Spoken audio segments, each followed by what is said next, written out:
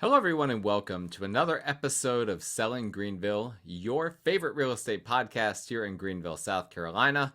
I'm your host, as always, Stan McCune, realtor right here in Greenville, South Carolina. You can find all of my contact information in the show notes if you need to reach out to me for any of your real estate needs. And just a reminder, as always, you can like, rate, review, subscribe, all of those things when it comes to this show on whatever platform you are listening or watching the show on. I would really appreciate it if you guys could do that.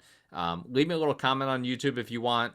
Again, if you leave a review, I will read that review and I'd appreciate it. So thank you guys for doing that. I only ask you guys to do that. Use me as your realtor, and my contact info is in the show notes. And then as well, use Piper Insurance as your home, auto, and umbrella insurance company. In South Carolina, North Carolina, and Georgia, they're independent, so they can broker with multiple different companies, including companies that help with investment properties that can insure fix and flips, which, by the way, is harder than ever right now. So you need someone in your wheelhouse for that. Don't just use a company that is kind of bending the rules and giving you rental property coverage for a fix and flip. You don't want to do that. So be careful with that. But fix and flips, ground new construction, commercial, all that good stuff. Piper Insurance Group, they can help you. Contact info in the show notes. Well, I had an episode planned for today, and then I was starting to get ready to record it. I'm recording this on January 21st, and it's been a long day for me. I'm actually recording this at night, a little nighttime episode, and it turns out that from sometime this afternoon, the market stats from the Greater Greenville Association of Realtors came out. So I am going to pivot, do a hard pivot here.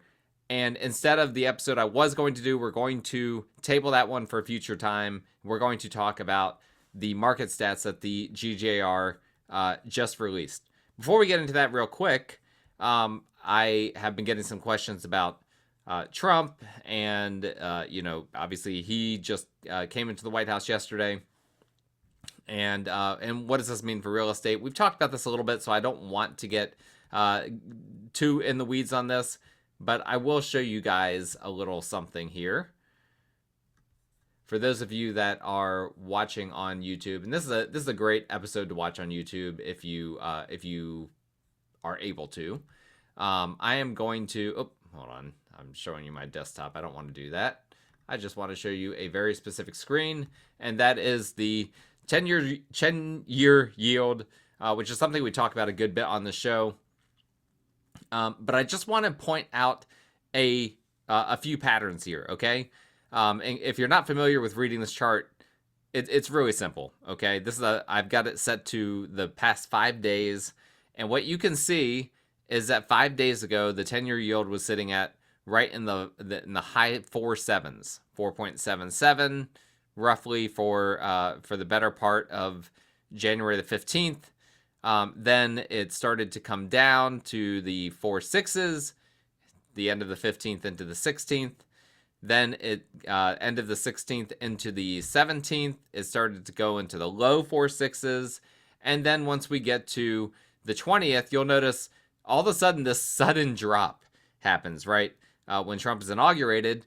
And the reason why this happened is because he didn't roll out, he signed a bunch of executive orders, but he did not roll out any executive orders that produced any draconian tariffs. Now, he did talk about tariffs. The tariffs are not, certainly not out of the picture by any means. But basically, none of the executive orders he did are bringing about any draconian tariffs right now. Tariffs would be really bad for this chart, and as a byproduct, really bad for mortgage rates, okay? So right now, the market is listening to Trump and hearing, okay, maybe we're going to be okay when it comes to tariffs. Maybe it's not as high of a priority as Trump campaigned on. Maybe inflation will stay under control. Trump did talk about that, talked about the need for containing inflation. And so markets are hearing all of these things, and they're responding somewhat positively. And if you go back, even further, go back on this chart a month, you can see that the 10-year yield went all the way up to 4.8 back in January 13th. So here, a little more than a week later, we're now at 4.574 is what the 10-year yield is currently sitting on. And by the way, I'll also just mention this as a little freebie. I have heard from multiple sources that this is the 10-year yield is probably not going to exceed 5% for this year. So if you're someone that really watches the bond market really closely, maybe, you know, I've got several realtors that listen to the show. If you're watching this really closely and you're really freaking out about mortgage rates and how, you know, where they will go this year, I think we're pretty safe that that the 10-year yield will not exceed 5%. I think even if Trump did a bunch of tariffs, caused a bunch of inflation, I think, you know, if the 10-year yield exceeds 5%, I think it will come back down and will kind of rest in the 5% range in the worst case scenario. That's what I think. Not a prediction, but I have heard from multiple sources that would be a very likely scenario. So not something to really freak out about too much. That being said, if the 10-year yield did go from 4.57 to 5, that would be, you know, a 50 basis points increase. That would be a pretty substantial increase. So we wouldn't want that. But that's better than there being an unlimited ceiling. And so mortgage rates have followed in suit. We had, according to Mortgage News Daily, we had on January 13th, they topped out at 7.26%. They're now sitting at 7.8%. They basically have been in the right around 7.07 to 7.08% now for several days. So that's basically where they've been, just in the low sevens after briefly going up above 7.25. So currently, that's the closest thing that we have to being able to measure the impact of the all the executive orders and everything that Trump is doing. It's really more right now about what he didn't say and what he didn't do than what he has done. And I think that that's going to be the story for the next several weeks until we kind of know more about what he's going to do. And nothing that he does outside of injecting like housing related stimulus in the market, nothing that he does is going to directly impact the housing market. It's all going to be indirect. And there's no indicator to me based on anything that he said while campaigning or more recently that he is concerned about housing affordability right now. He's mentioned it very, very few times. Okay. Now he's talked about rates a little bit. But at the moment, I don't think that this is a big thing to him. I don't think he's really worried about the housing market. Kamala campaigned pretty heavily on the housing market. Trump, not so much. So I think he's going to just kind of wait and see, see where the vibes are, see what people are thinking, how people feel as his presidency goes on, and then take it from there. And so that's how I will be approaching it. And we'll just see how these next few months and years go. All right, so jumping right into the GGAR market stats that were just released today, we're going to just jump right in. There's some interesting stuff in here. I didn't have a whole lot of time to review this because, like I said, I just saw this for the first time a couple hours ago. But I've done this long enough now. We've been going over this data for years, so I can almost wing it. So we're going to start off right now with the new listings data. New listings data is one of the higher numbers that we've seen in quite some time from a year-on-year increase standpoint. So in December of 2024, again, these are going to take us through the end of the year, okay?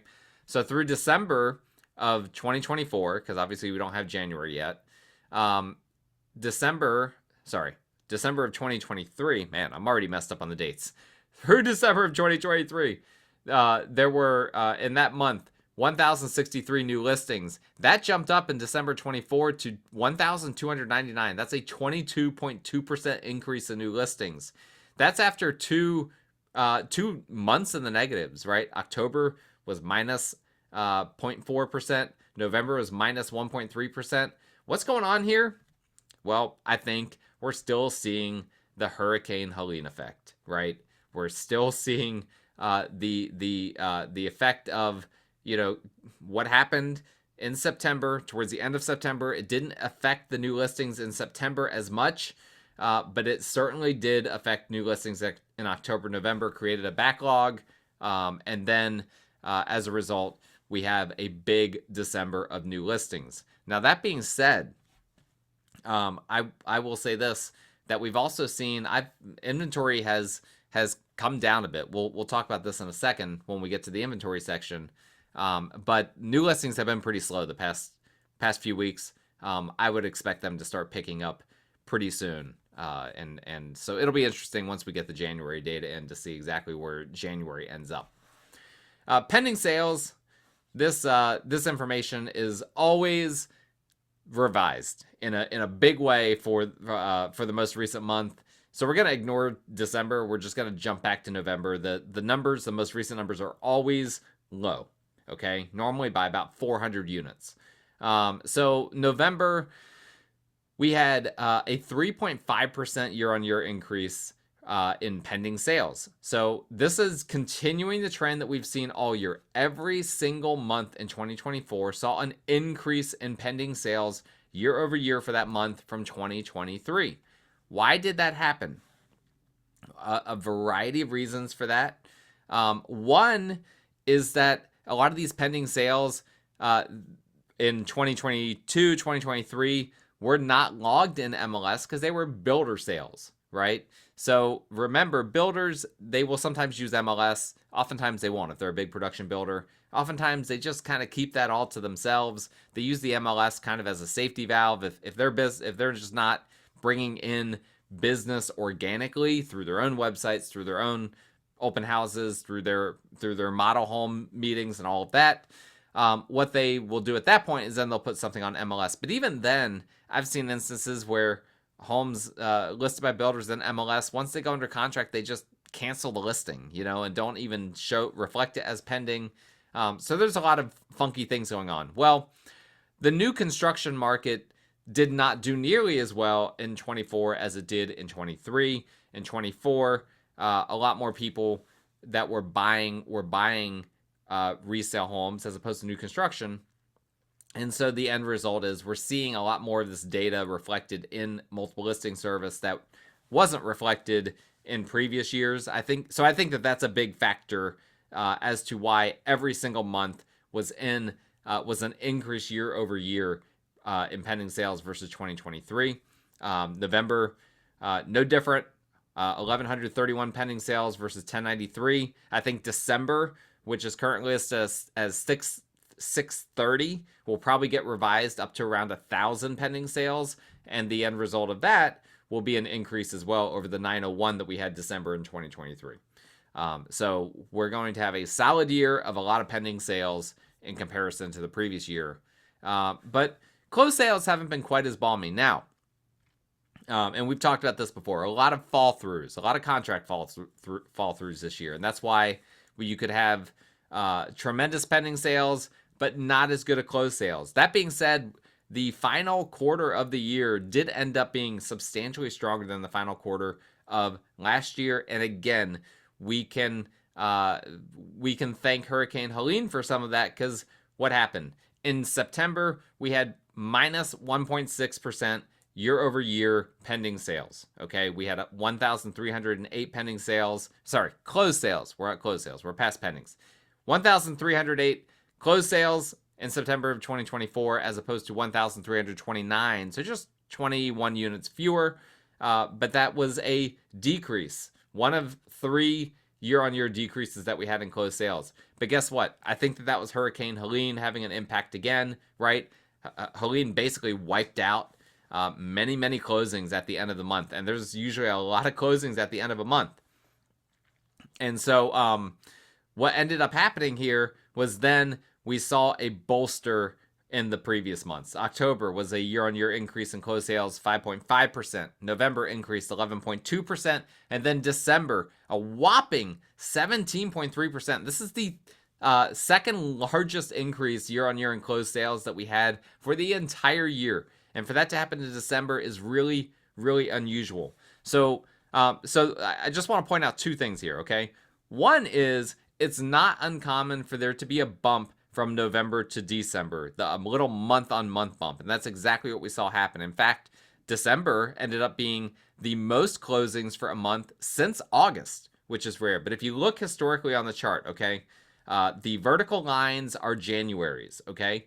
So if you look historically from November to December, it's the dot right before the vertical line is your December month. You see almost every year there is an increase that happens in closed sales. Almost every single year. You have to go back to 2018 is the last time that we didn't have that, but we did in 2017 and 2016, 2015. It is very, very predictable. There's a lot of sales that happen in December, and a lot of that is just, sellers and buyers are more receptive to doing a deal at the end of the year, right? You've got time to make it happen. Usually people have off work, kids are off school. It's not the worst time. If you're going to move during the winter, December is not the worst time to move. Maybe a little be disruptive to your holiday plans, whatever. But it's not the worst time to move. And that happens every single year. We see a little month-on-month bump from November to December. This bump was substantial, though, as I've already said multiple times.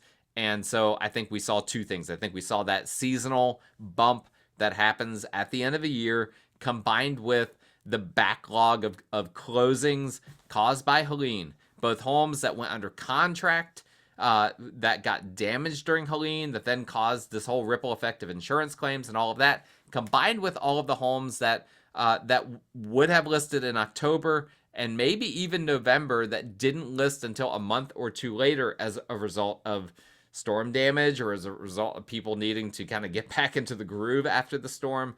So we are still seeing ripple effects from that hurricane in this data, which is crazy to see. But that was a huge, huge event for this market. Days on market until sale, we saw a slight month-on-month uptick, but we basically now have had 3 straight months, the entire fourth quarter of this past year, in the low mid 50s. So we're now at 54 days on market until sale for the month of December. That all that means is the average number of days between when a property is listed and when an offer is accepted in a given month.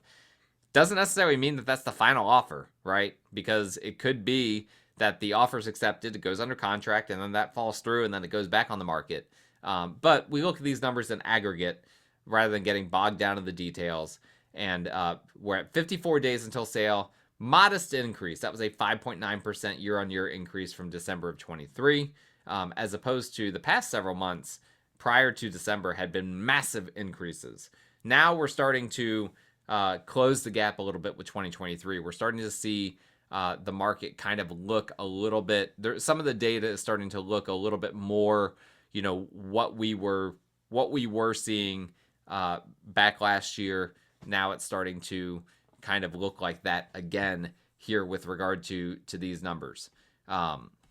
So sellers, towards the end of last year, we're starting to see the market cool down quite a bit. And basically where the market was at the end of last year is pretty close to where it is at the end of 23. It's pretty much as close to where it was at the end of this past year, 2024. Median sales price. Of course, this is always a highlight of the show. And I said on here recently that I would not be surprised if we see more. We've already seen 3 consecutive months of year-on-year decreases to the median sales price. I said I wouldn't be surprised if we continued to see that trend going into the new year. And sure enough, December was another decrease, a 1.5% decrease to the median sales price to $310,250. And December of 2023 was $315,000. Now the 12-month median, if we want to look at that, if you're a seller and you want something positive, the 12-month median, when you look at the past 12 months and take the median number for that, was $314,900. Whereas the 12-month median for last year for 23 was $310,900. So there's a 1.3% increase when it comes to that. But if you just look at where we ended 23 through where we ended 24, prices did come down. Okay. We saw a contracting real estate market in Greenville. Buyers should be happy. This is good for affordability. If you're a seller, you're not happy. You're hoping that 2025 gets better. If you already sold in 2024, then you're not happy. Okay, you experienced some frustrations. It was a hard year for a lot of sellers in 2024. I know because I had more listings than I had buyer clients in 24 for the first time in my career. So it was just one of those years. Okay, and here's what it looks like is going to happen. I think we might see another decrease year on year when the January data comes out. But then we're going to have a very favorable comparison to February. February 2024, the median was only 299,000. I'd be pretty surprised if we dip below that number in February of 2025. A lot rests on these mortgage rates. So we'll just have to see. Mortgage rates, here's the thing. Rates right now are higher than they were a year ago. Okay? So this is what's happening. This is why something has to give. So what's giving is the rates can't give, so the price is giving. And so that's what we've seen now. 4 straight months with median sales price declines, but the percent of decline year on year is getting smaller. So September was a 3.4% decrease year on year. October then went to 3.2% decrease. November, a little bit less, 2.7% decrease. Then December, 1.5% decrease. And like I said, we'll probably see another decrease in January. And then if I had to make just a short-term prediction that's not from my bold predictions episode, I would say probably February will reverse that trend and start seeing increases to the median sales price year on year again. Average sales price, usually the average it goes up even when the median doesn't. No change this month, a 2.6% increase to the average sales price, now sitting at 377,000, which is up from 367,000 December 2023. For those interested in the average, I think the median is more accurate in terms of what the average buyer can expect to find or what the average house costs. But for those interested in the average, 377,000. And the 12-month average for the whole year was 384,000, which is a 3.3% increase over 23. Percent of list price received. Sellers got, for the first time in a long time, a little bit of an increase. So we saw in December, again, that people are a little bit more willing to do a deal, including buyers, in the month of December, once you get towards the end of the year. And buyers gave sellers a little bit more in December than what they had the previous December, and kind of reversed the trend. We had been seeing several months of decreases year on year in the percent of list price received. November, we finally had a flat month, and then December we went up to 98.2%. So if you have a home listed for $100,000, you can reasonably expect to get $98,200 for it. That does not include seller concessions, so you do have to factor that in as well, which may include realtor commissions. And that was up 0.1% from the 98.1% in December of 2023. So, really the 98, that's pretty historically normal. And really the main thing is we don't want this to have major fluctuations, right? It almost doesn't matter what this number is. It matters what it's doing, right? If the market is getting 97%, fine.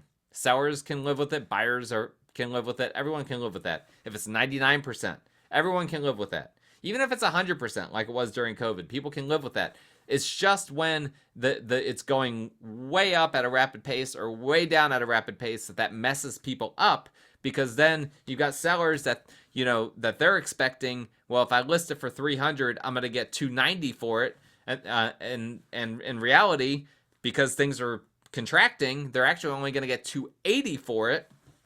Nobody likes that. And then they get confused and they're like, well, my neighbor, they just sold their house for, they listed their house half a year ago for 300. They got 290. You're telling me if I list it for 300, I'm going to get 280? And again, I'm just throwing out hypothetical numbers here, But that's why for this, I like to see stability. And that's what we've seen. We've been seeing it basically, it's been in the 98s the entire year. Now it started in the summer months. It was in, it did the normal seasonal thing, right? In the winter months, it was in the low 98s. In the summer months, it went to the high 98s and then back down again. Basically, sellers have the most leverage during the summer months. Spring and I should include the spring months in there. Spring and summer months. That's when sellers have the most leverage, and that's reflected in the data. But even so, remarkably stable data in the 98s the entire time. Housing affordability index. Even though home prices have moderated, this number takes into account mortgage rates, and unfortunately, mortgage rates have not been moderating, and as a result, we have a slight decrease in the housing affordability index. We like this number to be 100 or more. That means that the average family can purchase the average home. It's a little bit less than that. It's 97 right now, which was a decrease year on year from the 98 that we had in December of 23. And again, that's all mortgage rates, right? Because otherwise, housing is more affordable in December of 24 than it was in 23. We literally just looked at the median. But that's what this number is factoring in. It's factoring in medians, is not factoring in averages, except for the average mortgage rate. And I'm not exactly sure how they calculate all of that in terms of the mortgage rates. I've never really gotten into the weeds on that. But the point is that housing affordability is it's really a three-pronged thing. And if you're watching on YouTube, you can read the description, but it's looking at incomes, it's looking at mortgage rates, it's looking at home prices. And right now, incomes are going in the right direction. Home prices, for the moment, are going in the right direction, but mortgage rates are not. And as a result, housing got a little bit less affordable, but it's still pretty close to 100. If we saw mortgage rates just come down a quarter point, we'd probably be sitting right there around 100, which is what we want to see. We want homes to be affordable for buyers. Inventory of homes for sale. All right. I said we talk about this, and I don't think that the data is exactly reflective of precisely what's happening, but I will explain a little color to this in just a moment. So here's what we had. We had a 27.7% increase year on year in the inventory of homes in December. In 23, it was 3,456 homes in December that were available in active status at the end of the month. In December 24, it was 4,413, so basically 1,000 more, resulting in a 27.7% increase. We had an increase every single month of the year, and almost every single month was over 20%. Okay, we only had 2 months that were less than 20%. That was January, only had a 13% increase. November only had a 19% increase. But 19 is pretty close to 22. All right, so what's happening here? Well, if you remember, which you may or may not, we saw inventory peak back in September. And again, some of that had to do with Helene, right? Closings that didn't happen, homes that were still had to come back on the market or whatever, homes that would have gone under contract but didn't, available in active status at the end of the month. That was when we hit the high point of the year, and since then it's come down. But Helene isn't the only explanation for this. That if I left you with that would be a lazy explanation. This is a seasonal trend, okay? And if you can look, if you're looking on YouTube, you see it, there's little hills every year. And every year, even though this is counterintuitive to some people, inventory goes up during the summer months. More supply comes into the market than demand. Now, if it doesn't feel that way, if it feels like demand outpaces supply, that's because not all the supply is good. All right, there's some trashy houses that come on the market during the summer months. Sellers that are just like, oh, it's the summer, I can sell my home. So the demand does increase substantially, and the supply doesn't increase substantially, but the good supply doesn't keep up with the good demand. And so the end result is that we end up having inventory go, usually it bottoms out around this time of year, January, February. You can see that all across the data historically, and then it starts to rise as we go into the spring season. And that's precisely what we're seeing here. It topped out in September, and it's been coming down since then. Now, month on month, very slight increase from November to December. I'm not drawing any that's a little bit unusual, but I'm not drawing any major conclusions from that. I think that we'll probably continue to see it bottom out, and I'm actually quite confident of that because as I've been pulling up the active inventory, it is way down. Like if I'm just pulling up the multiple listing service, just looking at how many homes are for sale, it's substantially down from what it was back in December. So I think January we'll probably see this number come down a bit. Now, will it be a decrease year on year? No, I don't think so, because January of last year only had 3,500 homes in active status at the end of the month of January. I think we're going to have more than that. It'll probably be close to 4,000. But that'll still be month on month a decrease and continuing that normal seasonal trend. And then we'll gear back up for the spring and summer months for inventory to start to take off again. Month supply of inventory, this kind of gives you a better picture of what's actually happening, right? It's taking the inventory of homes for sale at the end of a given month divided by the average monthly pending sales from the last 12 months. And I should mention that sometimes this inventory number ends up getting revised. So it may not end up actually being this number. We'll see. Sometimes it's revised really heavily. Sometimes it's not. Pending sales is always revised really heavily, as I've already said. So it says on here December was 3.3 months supply of inventory, which would be a 22.2% increase. I don't think so. I think that in that 22.2% increase over 2.7 months of supply in 2023, I think that's going to come back down once all this data gets revised. I think that this is going to be probably in the lower threes, probably 3.1, 3.2, which could continue a downward trend that we've seen also since September. September was 3.4 months, October 3.3, November 3.2, December will probably be 3.1 months of inventory. Still an increase year on year, just not a dramatic increase. And that's still pretty low months of inventory, right? If you're a buyer right now or you're a buyer agent right now, you don't feel like there's a whole lot on the market for you or for your clients. I mean, there's not, right? Talked about this many times. The traditional metric that you need to be at 6 months of inventory for it to be a flat market or a market transitioning to a buyer's market. No. If we started to get into the mid fours, we would really be in a buyer's market by that point because of the changes in how the market has been in more recent years. But we're nowhere near that right now. It appears that we're hovering around 3 months supply of inventory. So basically what that means is that no more homes came on the market and the absorption rate continued. People kept buying homes at the pace that they're currently buying. We would be out of homes within 3 months. Okay, that's all that means. You know what? I'm gonna cut it there. I could get into the housing supply overview, but I think that we've talked long enough, and I'm tired. It's nighttime. I've had a long day. I did a lot of driving today, a lot of walking around a bunch of different places. But it's good. It's been a good start to the year. I hope it's been a good start to the year for you guys as well. Thank you guys so much for listening. My contact information is in the show notes. You need to reach out to me for any of your local or non-local real estate needs.